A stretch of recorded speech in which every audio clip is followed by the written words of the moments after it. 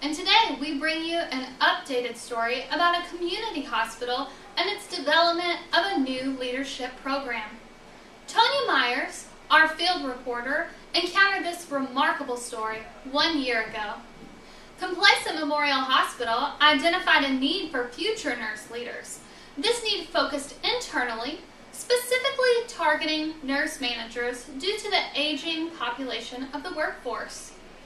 The hospital administrator who developed this program chose Kurt Lewin's theory of plan change as a resource to guide this monumental change, as he was the pioneer of group dynamics and laid the foundation for organizational development.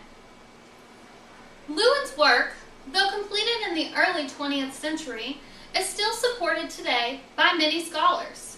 Taking a look back, Lewin began his work in psychology after being discharged from the German army in World War I.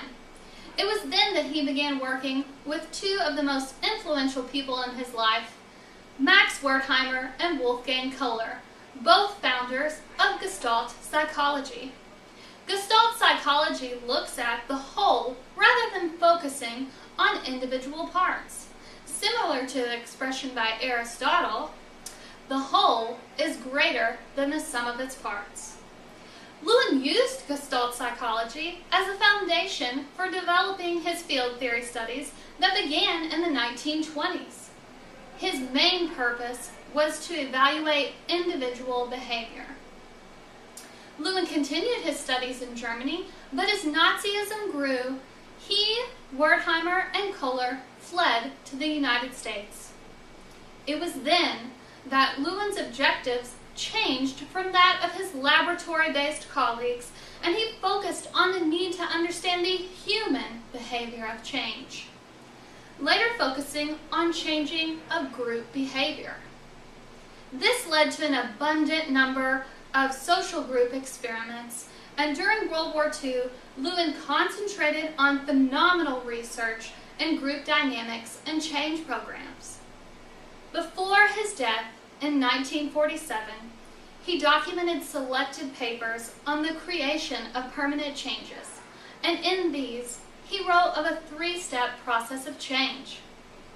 Today we revisit Complacent Memorial Hospital, and we explore how this theory influenced their program as I sit down for an exclusive interview with their administrator and CNO.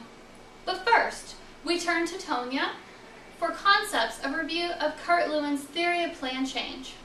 Tonya, are you there? Thanks, Brooke.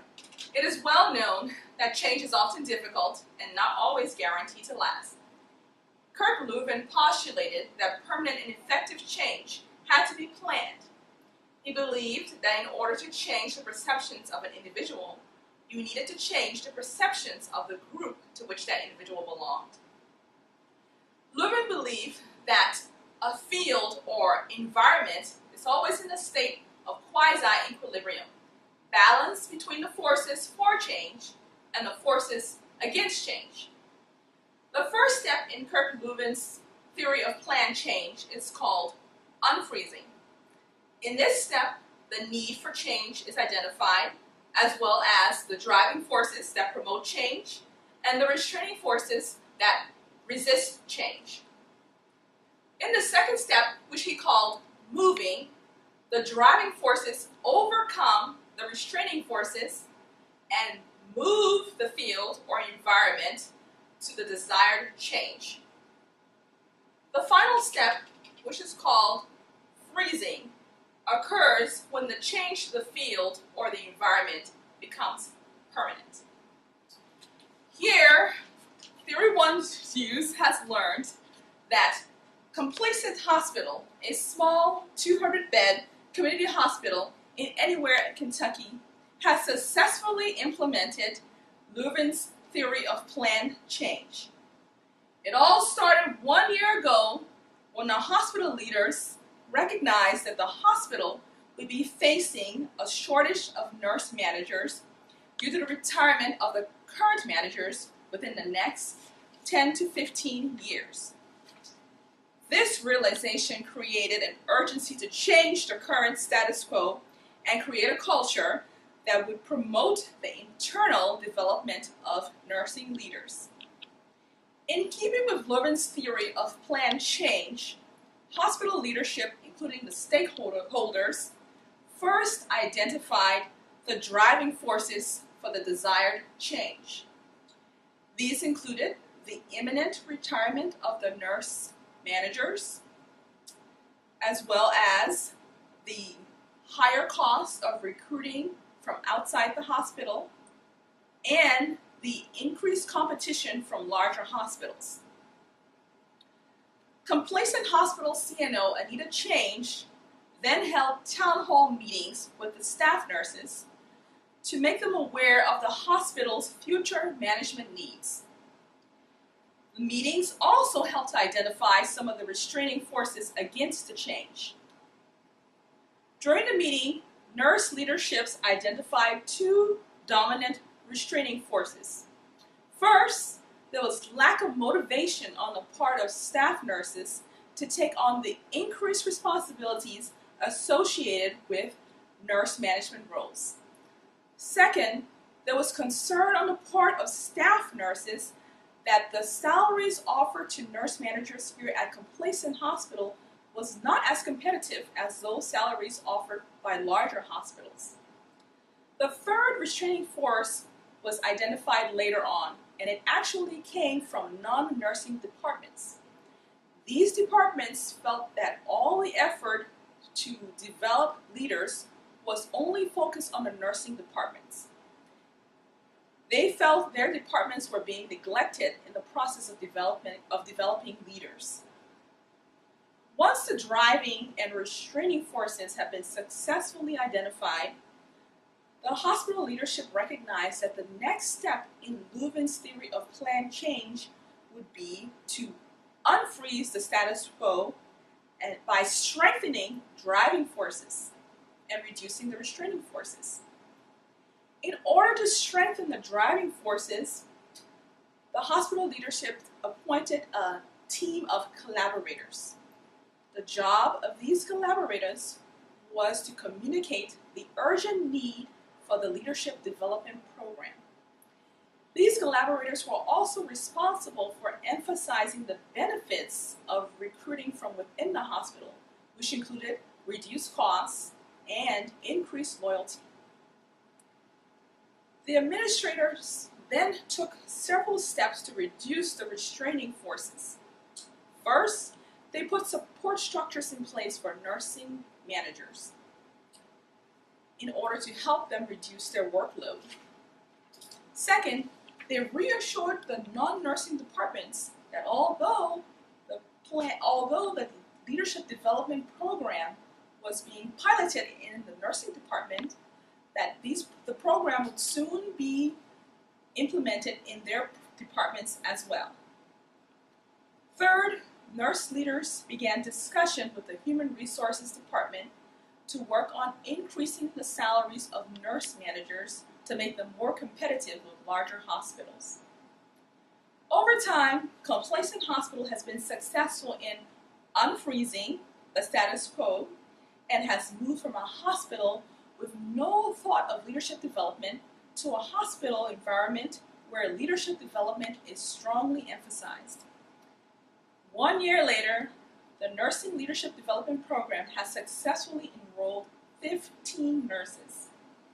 The hospital leaders continue to work on making the changes permanent or refreezing this new status quo. This is being done by initiating leadership development programs in other departments and by providing incentives and reminders to staff to pursue leadership development in their respective departments. And now, back to Brooke. Welcome back, and good evening. Here to summarize and answer questions of Leuven's theory of planned change at Complacent Memorial Hospital is CNO Anita Change. Welcome, Anita. Thank you. I'm so happy to be here to share more about how we were able to make such great changes using a theoretical framework of Leuven's theory of planned change at Complacent Memorial Hospital. This middle range theory is easily applied and expanded to various areas in healthcare and beyond. We actually just heard about a similar structure being used at a rehab facility in Ohio, so that's really exciting for us here at CMH. That sounds wonderful.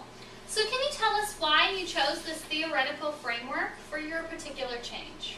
Yes, we had many reasons for choosing this theory, including its clarity, its conciseness, and really an overall ease of understanding, as well as we had several examples where previous users had implemented change using this theory as a framework and had great success.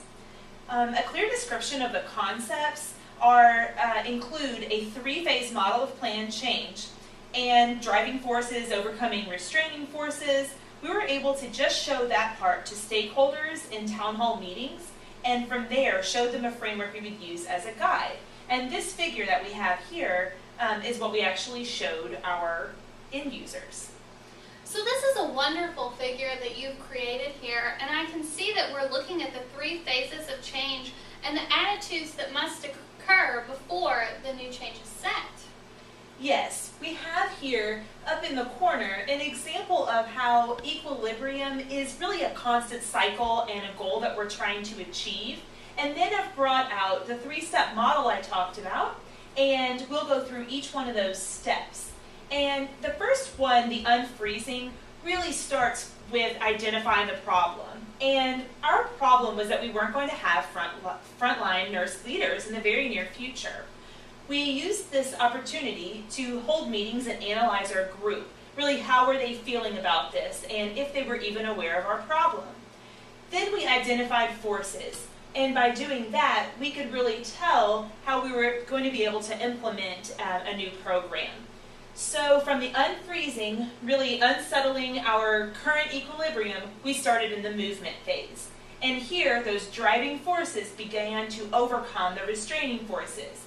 In our example, our driving forces were basically our need for change. We had retiring nurse leaders, and we needed to get internal nurses to become new leaders in the nurse management role, but restraining forces were numerous too. So once our driving forces overcame restraining forces and we created a long-term leadership program, we had movement. Obviously, our goal is to freeze a new permanent change. And by doing that, we had many nurses enrolled in the program. We overcame all of those restraining forces and moved to a new state of quasi-equilibrium. Now, I say quasi-equilibrium here because the change is constant, so we want a permanent change, but we want to be open to new changes in the future as well. Absolutely. So can you tell us about some of the other examples and expand on possible other ways to apply this theory? Sure. In doing research on how useful the Lewin's theory of planned change would be, I came across major changes that had used this theory and found a few interesting examples I'll share with you in healthcare administration. Using these examples, we explored it and applied it to our current issue.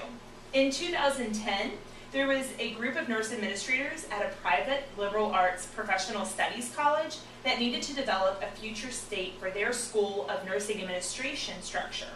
Schreiner and colleagues used Lewin's theory of planned change as the template for an organizational overhaul and the hierarchy of nursing faculty, and a distribution of the workload there. Oh, I can see that's very similar, but that's a completely different setting. Exactly. I thought it was very applicable.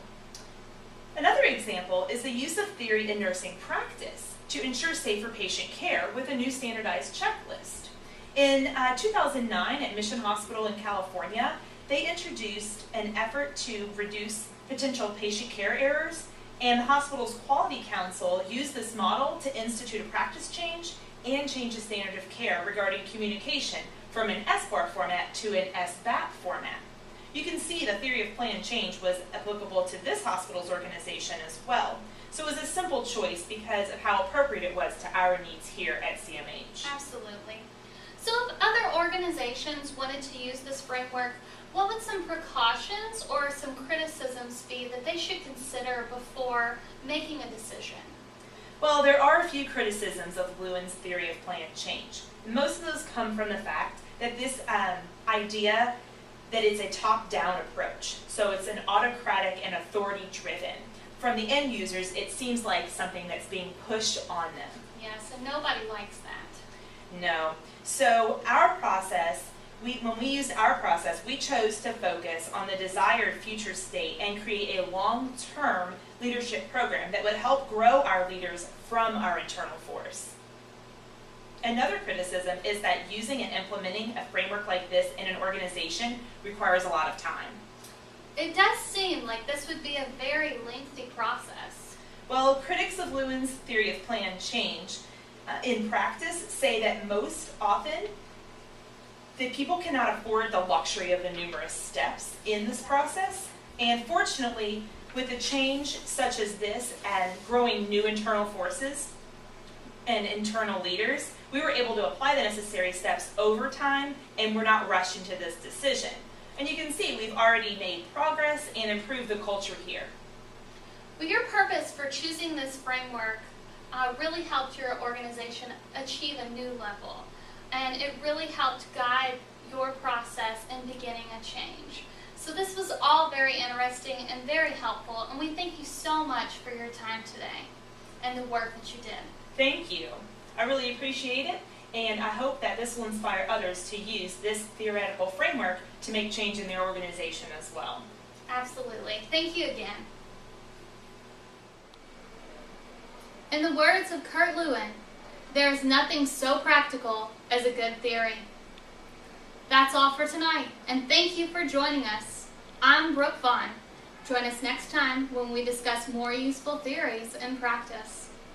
Sleep tight, America.